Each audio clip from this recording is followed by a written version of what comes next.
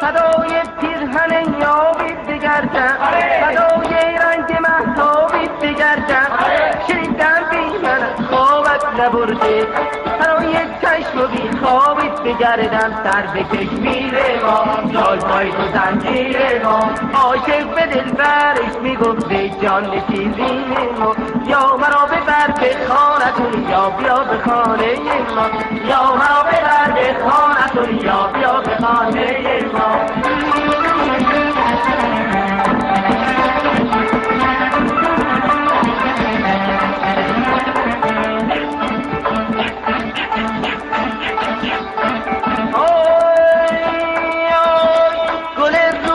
تو زیبا و قشنگه، زبان تشنه از چون قمش سنگه، ولی با این همه زیبایی و لطف دلی در سینه داری که سنگه. سر به کشمیر ما جالپای تو زنجیر ما، عاشق شدم به روی ما این نیست تقصیر ما. یا مرا ببر به شهرتون یا بیا به کشمیر ما، یا مرا ببر به شهرتون یا بیا به کشمیر ما.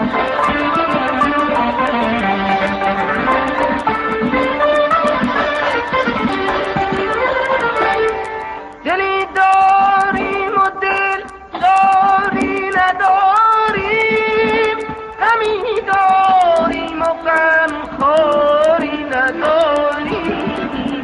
به تنهایی چنان دل آشنا شد که دیگر با کسی کاری نداریم، که دیگر با کسی کاری نداریم. سر به کشمیر ما جالپای تو زنجیر ما، عاشق به معشوقش میگفته جان نشینی ما.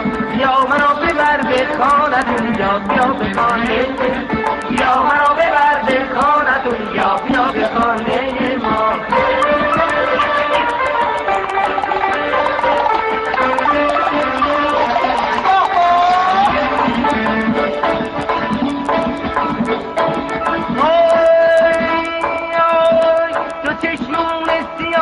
کافرم کرد لب پرخنده در دین درم کرد، تو بوسه وعده دل داغ کردی، خدا گفتی صداقت باورم کرد. سر به کشمیر ما جالپای تو زنجیر ما، مادر به دخترش میگفته جان نشیزین ما.